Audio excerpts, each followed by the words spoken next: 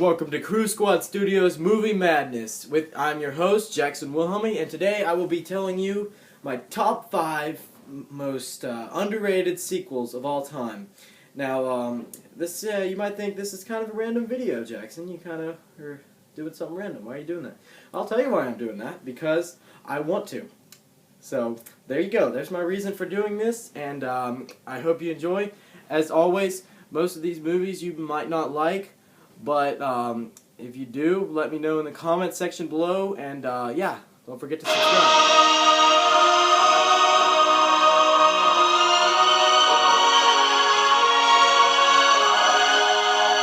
Strong number 5 is Prince Caspian, which is the second film in the Narnia franchise, which for the Narnia franchise, I really like the first 2 movies, and then I really didn't like the second one. So the first one got pretty good reviews, but the second one did not, and I never really understood why, because I thought it was even a little bit better than the first one. I thought it was kind of took a darker tone on these great pieces of literature. I love these books too, but the first 2 movies are the only ones that really brought it for me, and I feel that the Prince Caspian one was actually done the best out of the 3. And I don't know, I saw it when I was in 3rd grade, and I had loved the first movie, and then I watched this one, and I love this one too. And so yeah, I think this movie has really good acting and really good special effects too. Like kind of just going quick here, but the scene toward the end of the movie where that the giant wave monster, like it's this guy that's like a big giant wave of the river. He picks up this bridge and just kind of throws it. I thought that was pretty cool, and the special effects made it look really good. But yeah, no Oscar nominee, but for even special effects. But yeah, I think this is a fun movie, and if you haven't seen it by now, yeah, you should definitely check it out. It's worth watching.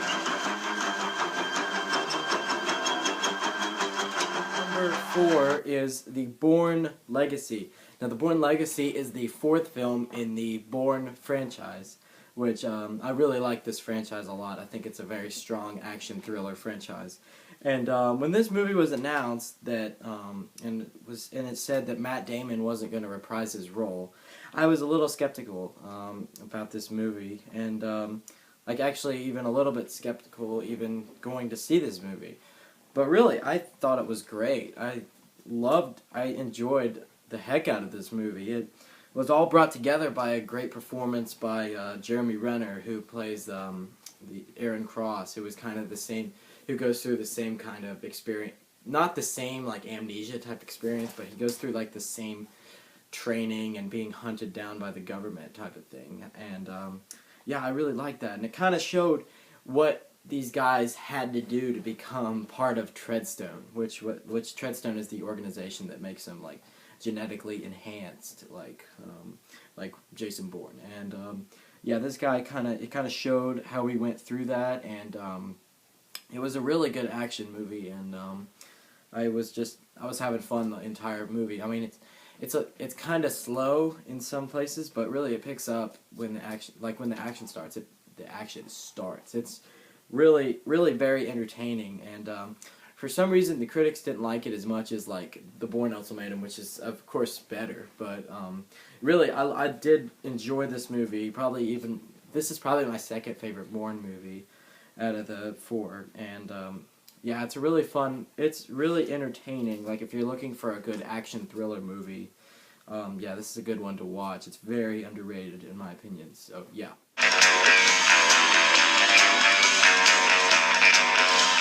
To number 3, and number 3 is Quantum of Solace.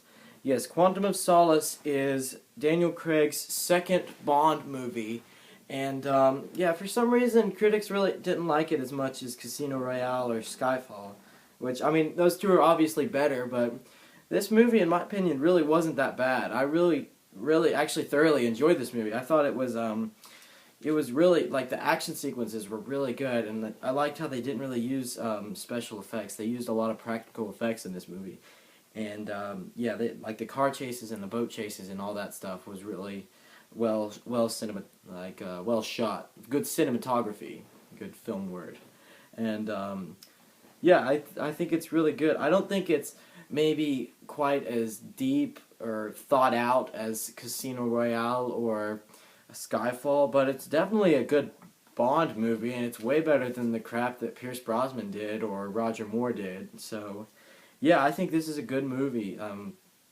It was Daniel Craig is great in it as always, and the entire cast is really good. It doesn't have one of those useless, terrible actress Bond girls. This one in this, she's pretty good, and this movie is kind of the second part of Casino Royale. Like, if you've seen Casino Royale and you want to know what happens next, this movie kind of ties up loose ends of Casino Royale. And yeah, for some reason people didn't like it as much as Casino Royale, which, I mean, Casino Royale is better, but this in itself is not that bad of a movie. So yeah, definitely if you definitely haven't seen this, it's definitely worth watching.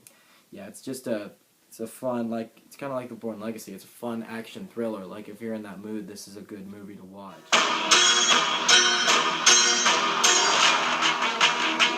Is Sherlock Holmes: A Game of Shadows. This is the second Sherlock Holmes film to feature Robert Downey Jr. and Jude Law, and I think it's great.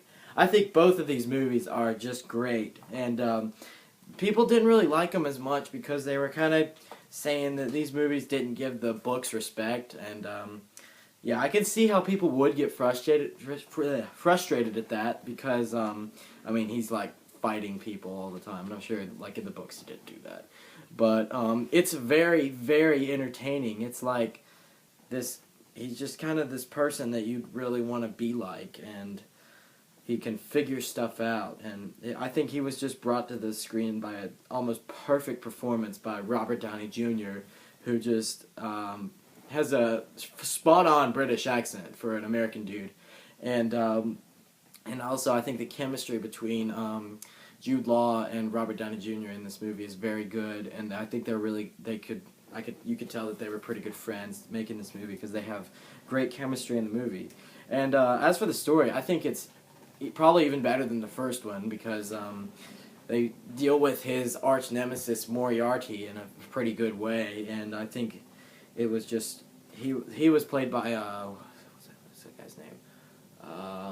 Jared Harris, and he did a fantastic job in this movie as the bad guy, Moriarty, and yeah, it's fun, and you wouldn't think there'd be pretty good special effects in a Sherlock Holmes movie, but there really are. Like, I mean, I guess it's not really CGI, but like the slow motion camera work of like when he's fighting people is really cool to watch, and makes it very entertaining for me. So really, I don't know why people had a problem with this movie, like other than like the diehard fans of the books. I really think it's a pretty solid movie, and it had great acting and a pretty great story. So yeah, I think definitely, as with all these movies, if you haven't seen this movie, it's really good, and you should give it your time.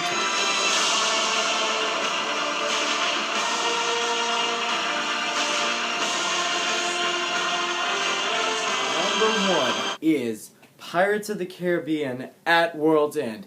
Now, Pirates of the Caribbean at World's End is actually one of my favorite movies, and it really kind of makes me sad when people hate on this movie so much, because I really believe it's a solid movie. Because, first of all, I like all the Pirates of the Caribbean movies, even the fourth one. And, yeah, I mean, the fourth one was a little far off from the other three, but really, in general, I love this franchise, and this is my favorite one of the franchise, and I think it was really a satisfying conclusion to a great trilogy, until, of course, the fourth one came out.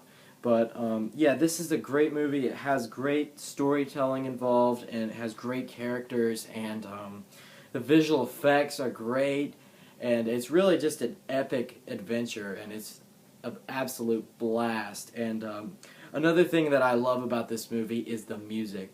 This movie has probably the best, in my opinion, the best score of any movie, brought together by legendary score or composer Hans Zimmer, who did music for The Dark Knight and Inception and movies like that. And his score in this movie, I mean, the Pirates of the Caribbean franchise score in general is very good, but in this movie we have the Hoist the Color song, which you heard in the intro for this movie, and yeah, I think the score is beautiful and it sounds great as we were watching this epic. This is just a great movie, and other people really don't agree with me.